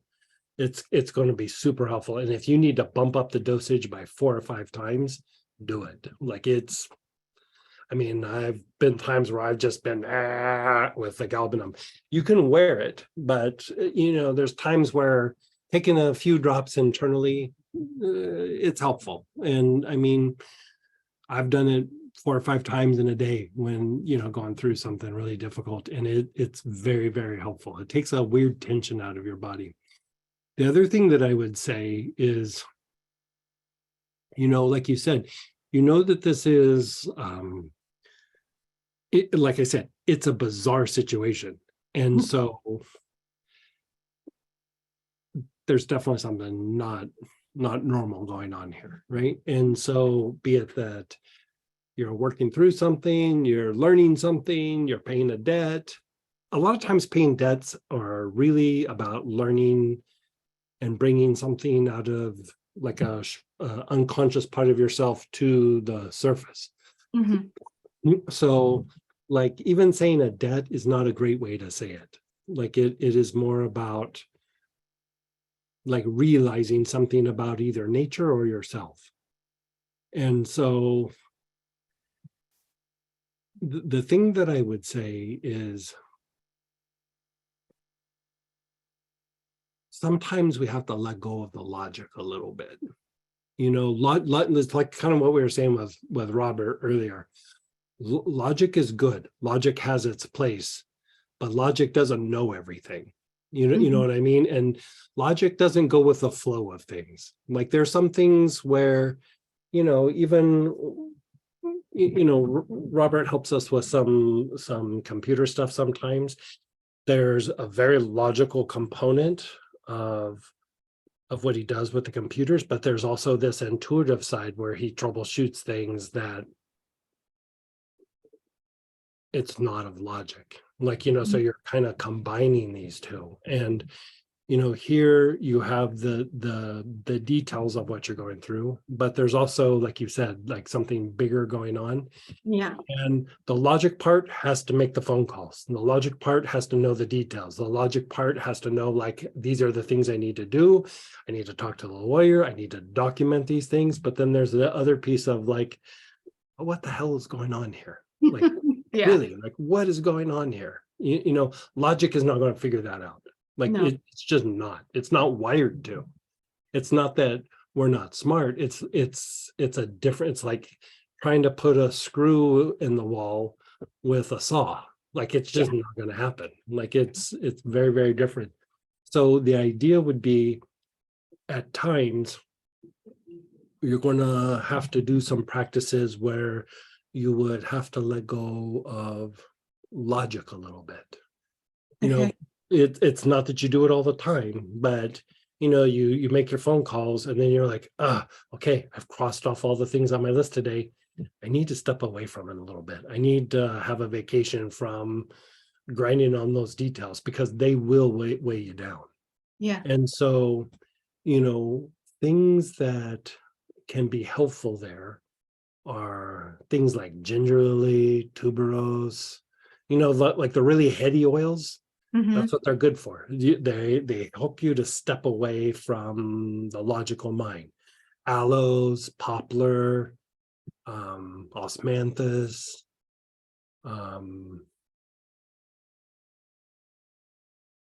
like tell me some of the fancy oils that you might have. Like even if they're like little tiny like bottles of something. I do have poplar and I have the aloes. Probably for you, I would say use the aloes.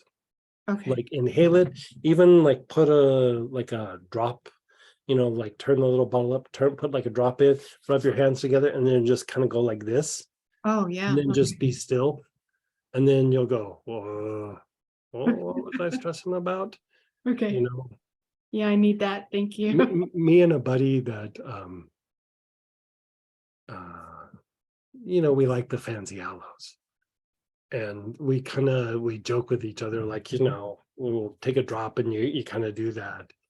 And, you know, we tease each other. We go, well, if you're a really good friend, you'd send me a couple ounces of aloes, you know, like, you know, because it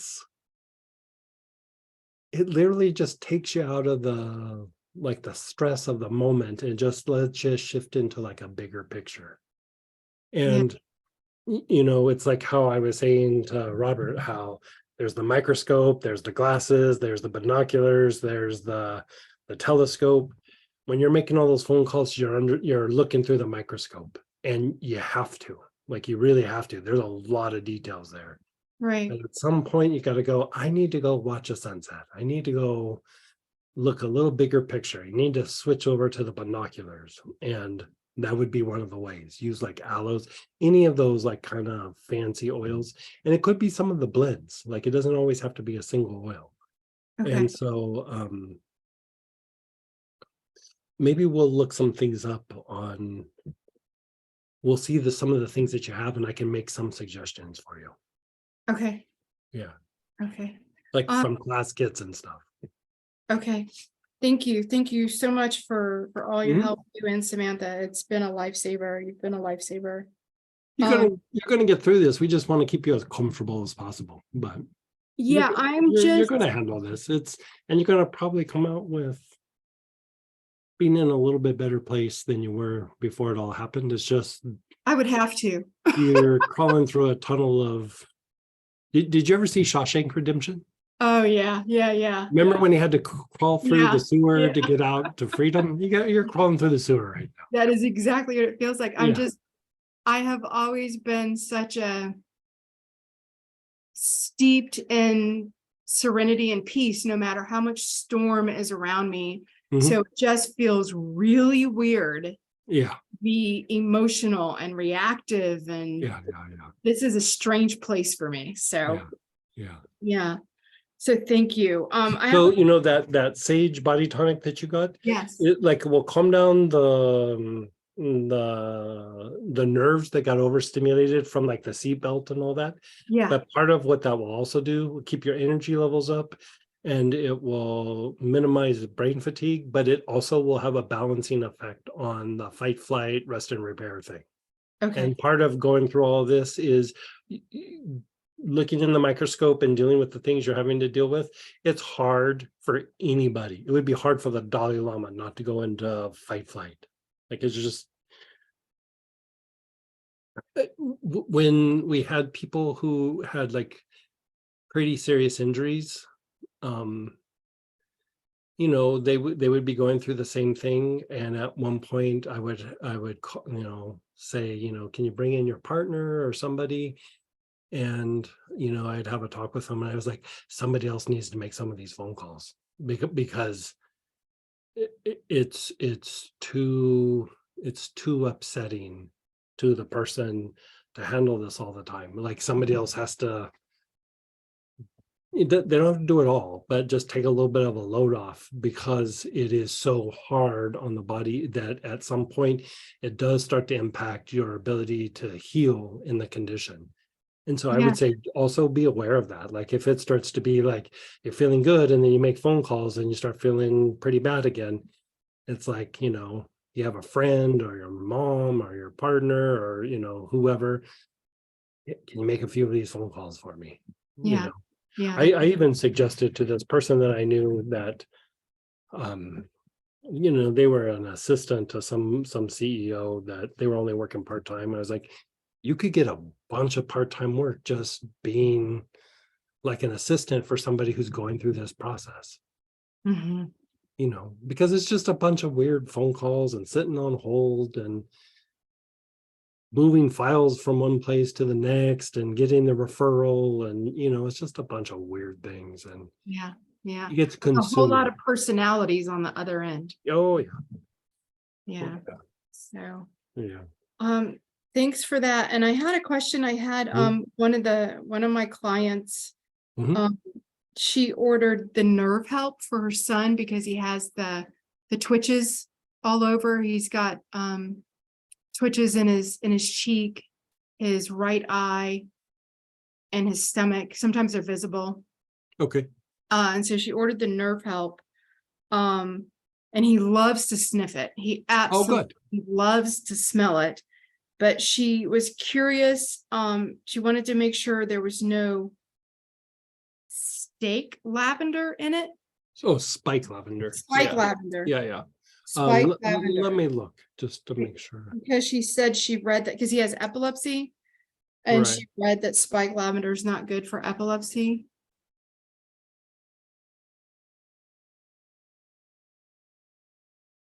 And she gave me a list of his medications. I can email them to you if that would help, but she just wanted to make sure they weren't contraindicated for Okay. anything in the nerve help. Nerve help. She was gonna put it on his face, like just in a little bit of a lotion. Mhm. But then she thought about the spike lavender and she didn't do it. No, there's no lavender in it at all. Okay, No spike lavender, no anything. It's the nerve help is helichrysum, sage, Spanish sage, a lot of Spanish sage, tarragon, Lycia, cubeba, rosemary, verbena, and basil. No contraindications for any of that. That's all pretty straightforward. great. So he could use it topically. He could use it topically. He could inhale it. She could put it in a little lotion. Okay, That's one that like sometimes like if my like when I'm traveling, my low back starts to like get a little funky from just sitting in airports and everything. I'll just put several drops in my hand and rub it on the spot, and it takes it out immediately. And our marketing director for not Plant Prana, but for something else, I gave it to her for her low back just when she gets tired and fatigued, and she was like, she doesn't even put it in lotion. She just sprinkles it on and rubs it in. She goes, it's amazing. Like it just, because it kind of calms and soothes the nerves, and it's quite helpful. okay. Thank you. You're so welcome. And then we had a question, I think we have two in chat. Best recommended oils for someone who is about to have major surgery. It's their uterus. Best oils for recovery after. So I would put tarragon on the abdomen. You could do it a little bit before, but definitely after. And you could just mix it in with like a little lotion or a little massage oil and rub it like below the belly button down to about the belt line. Should be very soothing, it's very antispasmodic. It will reduce the reaction and to whatever's going on. And then also helps with parasympathetic activity, and tarragon is one of the things that you would use to even induce like sleep or deeper states of relaxation. Galbanum, I always kind of like after a surgery with something like that. It keeps you comfortable, it reduces pain. Black cumin can also help like afterwards. Being the area that it is,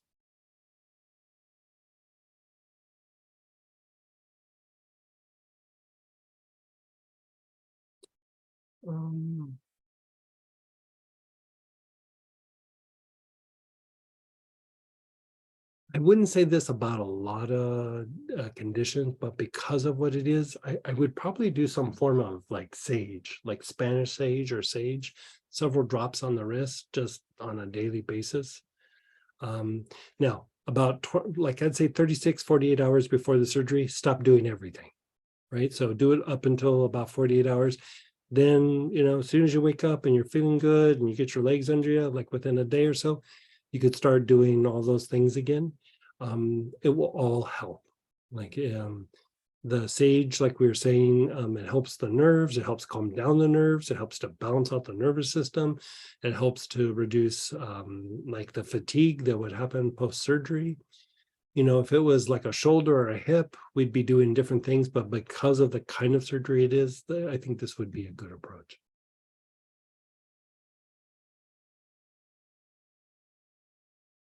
So somebody asked, is there a blood pressure class? I would have to think about how to lay it out, because honestly, it would be very clinical and kind of,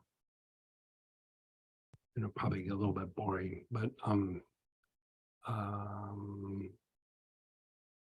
let me think about it. I haven't done it yet, but I've kicked it around a few times, but it's a little complicated just because of blood pressure is when your body's trying to maintain a sort of balance. There's a few things that are on the table for, the body has to make trades for certain systems to function and not function or calm down, or if they're agitated. Sleep is one of them, blood pressure is one of them, blood sugar is one of them. If you think about like what most people like usually have something in one of those areas. So it's really about like maintaining a sort of balance. I would say going back to the thing that Robert was talking about, like, you know, maybe there's 8 or 10 things that we just always do. Usually if you would do that, it would make treating blood pressure much easier. So I would say let's shoot for the end of June sometime. And I think we still had a weekend open in June, or no? I'll look. We Yeah, can maybe we'll, switch something yeah, around. we'll try to make it happen here pretty quick. And it depends on how quickly I can pull my notes together for all that. But I would say like late June, or maybe beginning of July or something like that, but soon, you know, 5-6 weeks away. In the newsletter, you talked about how fear has been a harder one to tackle. Mm. Could you talk a little bit more about why fear is complicated? Yeah, you know, fear is tied, it's not just an emotional response. You do have like issues in your brain. Mostly, I mean, there's several things, but like one big thing to tackle is the thing called the amygdala. And part of the amygdala is the stronger the emotion, the more that the amygdala gets imprinted on. And so if you think about, even when you have really positive experiences, it imprints on the amygdala. But the tendency is that the stronger emotions are usually things that are upsetting. You know, it stirs up more lower emotion. And so we tend to have more imprints from negative things than positive. And then anything that we think repetitively also imprints on the amygdala. More emotion than mental, but still it's in play. And so you want to be able to calm down the agitation in the amygdala and then kind of release some of that imprint. And when you go through and you start to release the imprint, it's not so much about I'm feeling anxious and I need to do something right here, right now. It's more of like, I want to break down the pattern of being anxious, because it becomes a pattern, like in the physiology, it becomes a pattern in not just your emotional patterns and your mind, but how your mind processes things from the environment is kind of through the lens of fear a bit. And you know, you're just like, oh, if I relax, the other shoe is going to drop. You know, it's kind of like what we were talking about with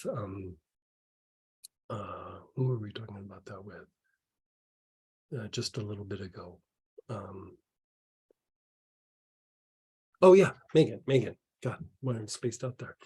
But like she feels good, and then all of a sudden it feels like something comes up, right? It's like in that state of relaxation, there's still this like kind of imprint that's a bit deeper. And so it's not just about, oh, how do I reduce fear? It's basically like, how do I clean out this pipeline of stuff that just gets spread out through the physiology of, what about rejection? What about the unknown? What about, I've had these past experiences, and you know, every time I do this, certain things happen, or I had a bad experience one time, or certain phobias. You know, a lot of times when we think of phobias, it's very specific. I'm afraid of spiders. I'm afraid of leaving the house. I'm afraid of driving at night. I'm afraid of fill in the blank. And those are very defined phobias, you know, where you have a response where you get triggered and you're having this response, or this like fear, like anxiety or panic that comes from it. But there are also non-specific tendencies that have to do with phobias that affect how you think, but you don't have a thing to identify, like, oh, it's spiders, oh, it's mice, oh, it's you know, fill in the blank. And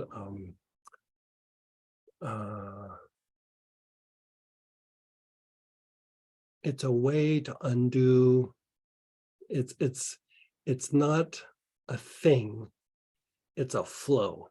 Like fear is more about adjusting the flow of something rather than, I'm afraid of spiders, what do I do about spiders? It's like, how do you get to that place where you're freaked out by spiders? It's not about the spider itself. It's about not driving at night itself. It's the flow of how did I get there to where I'm upset at night. Could be that maybe the eyesight might not be the best, or you knew somebody who got into an accident, or you had a near thing happen at night, or you maybe don't feel comfortable at nighttime, or it's hard to say. But there's a flow that gets you there, and it's about changing the flows that get you to that place. It's like calibrating the flows so that things don't really affect you the same way. So that means calming down the adrenals, calming down and reducing some of the impact on the cardiac muscle, the heart, clearing up the amygdala, and also creating that space between you and the event, so that then when all that kind of calms down, you're able to go through and systematically treat each one of these kind of different fear responses. So, yeah. I was doing some, because it's like old notes. And so I was like pulling it out and looking at the notes again. And I was like, oh, I'm going to do a little bit on myself. And I was doing things on phobias. And I really don't have like a phobia. Like, I'm not afraid of spiders or whatever. I started doing the phobias and I was like, man, like my mind is changing. Like I'm clearing up. There was a tension or a low grade anxiety that I didn't even realize that I had. And then all of a sudden I realized I am sleeping better. I am like, when it's nighttime and it's like, okay, it's a certain time, it's time for me to go to bed. Boom, I'm sleeping longer, I'm sleeping deeper. And like, I can't say that I treated a specific phobia, but there's that flow that would get me to the phobia. And when I was younger, I had several phobias, the big one was when I was young, rock climbing. And I was like 20 or something. I made myself, or not rock climbing, heights, but I made myself go rock climbing because I was like, I have to conquer this fear. It just made me have anxiety up on the rock, right? I don't know how well that worked, but even way back in the day, talking to more than one or two people at a time, I used to have a phobia about it. Like I did not like to talk in public, but I mean, obviously I've gotten over it, but it took like some work. And then, I started taking that and making kind of a systematic approach. And then when I was working with the psychologist, we kept going down that rabbit hole. And a lot of times when we were treating deep psychological issues with people, we treat it as, symptoms, but, sometimes it'll work, sometimes it wouldn't. But when it stepped back and look, sometimes it was stress oriented, sometimes it was trauma oriented, but a lot of times we had to go deep on fears. And it just affected how the person processed the environment, and then the inability to go inward. And you could say like certain kinds of anxieties and panics are like a disconnect from like an inner awareness. Like there's just like, even in Buddhism, they'll say like fears and things are lack or a disconnect from a certain kind of awareness. And we all have them. We just try to connect and have awareness with that particular issue. The thing with plants is it can shift your mind and your physiology very quickly, where you don't have to just sit and observe the issue for long periods of time. You can use a plant to shift it. In Buddhism, we'd use mantra, but here we're using plant. And actually in the class, there is a little, like a phrase, like a little affirmation that is a phrase out of Psalms, and there is a thing to tone for each one of them. So you could treat it with a tone, you have an affirmation, and then you have an oil. So, Great questions today, guys. We have a little bit of time. So let's pull out, if you have frankincense, if you have Palo Santo, if you have galbanum, sage, myrrh, 3 wise men,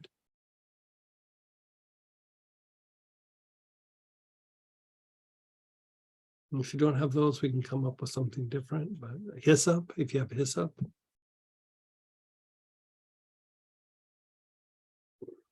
And then some people are trying to write them. Oh, sure. What's in it? They got the helichrysum, they got the sage, they got the tarragon, the Metzia cabeza and the basil. Rosemary, verbena, and Spanish sage as well. So 2 kinds of sage, yeah. Okay, move your back around, especially your low back. And last Tuesday, we did some things on like the hips and, some of those areas. We're going to go a little bit into the inner thigh. And I would say out of all the areas in your body, you have a couple spots where there can be a lot of emotion or a lot of energy that impacts your emotions and your mind. The inner thigh is one of them. And so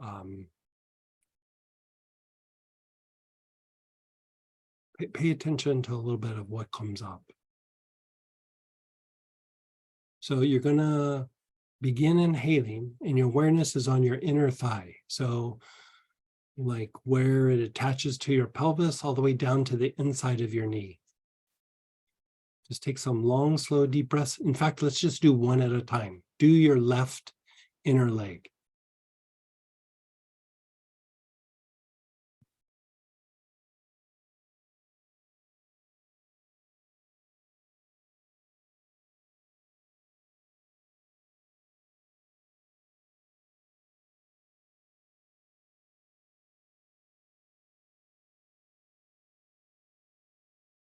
Long, slow, deep breaths.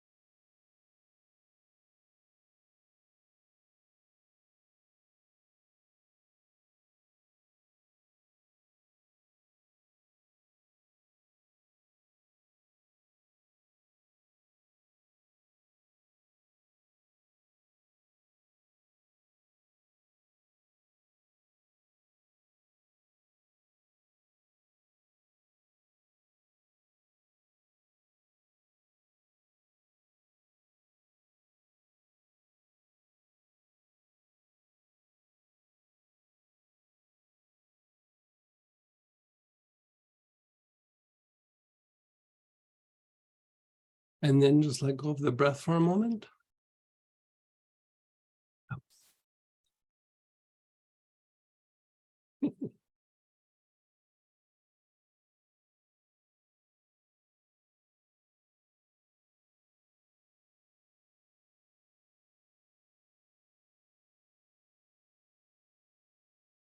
And then compare the left leg to the right leg. Just see how they feel.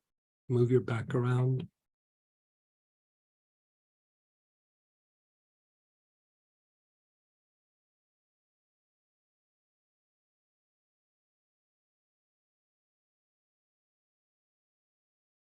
And then your awareness is on the right leg, the inner thigh. Begin inhaling with your awareness on the right leg.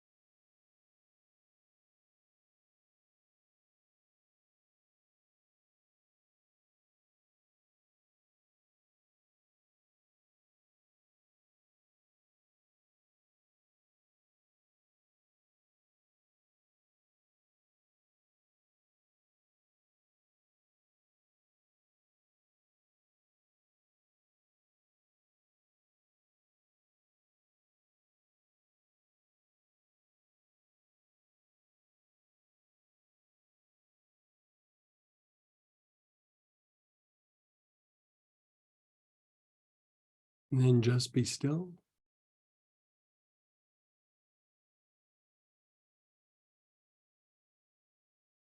How's that feeling to you? Even open your neck. Hmm.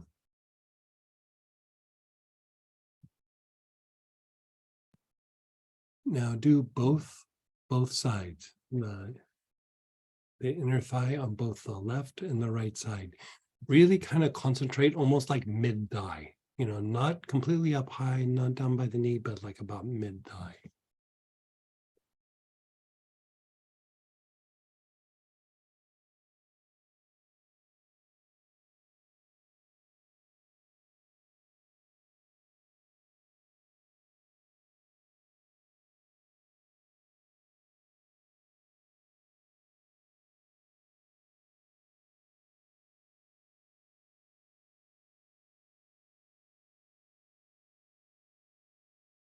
Mhm. Amazing. Oh, yeah.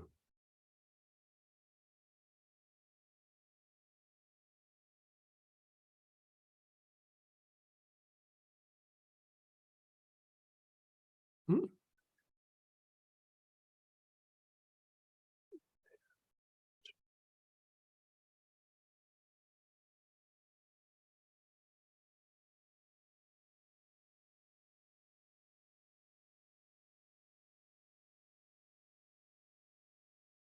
think it's Zoom. Hmm.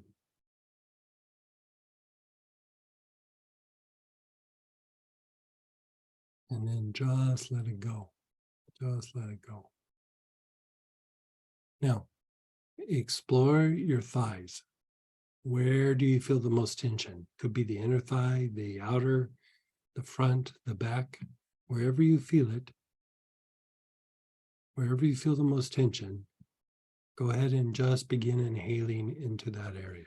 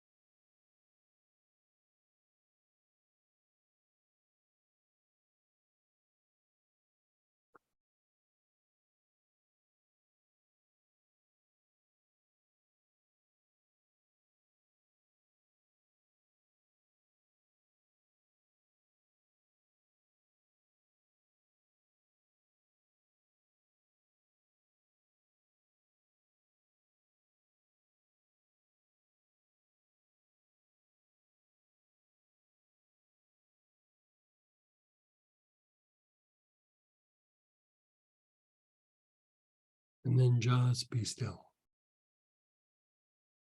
Check in with your spine, your low back, your mid back. Where do you feel something? Where do you feel a heaviness, a denseness, either in the spine or the muscles around it? And inhale with your awareness on that area.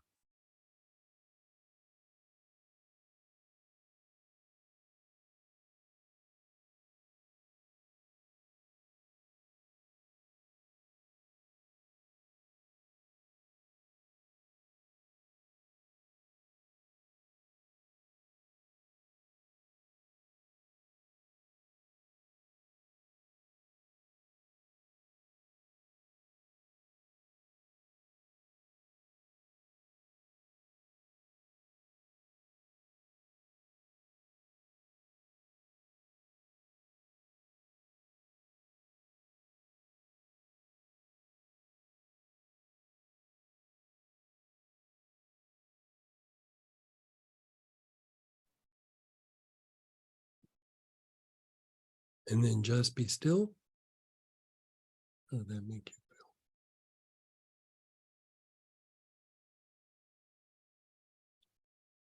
feel? Yeah, feels good though, yeah. Okay, you guys, we will explore this a little bit more. I wanted to do a little bit more. Maybe we'll still do this next week, or we'll move on to another piece and circle back around. But this would be consistent for anybody to go through and treat. But we're going to switch over to the Astara, where we bless the prayers and the prayer petitions. So if you'd like to join us, please do. And if not, maybe we see you tomorrow night at the Master Healing Techniques. And what's the weekend? I think the class we're doing this weekend is a review for a lot of you. So yeah, so if you can join us for the weekend, I'm souping up the class that we did. Like still the same oils, but I'm just doing a little bit different parameters, more the mystical side of things. So even if you did it before, it will be a little bit different this time. Same oils, but a little different.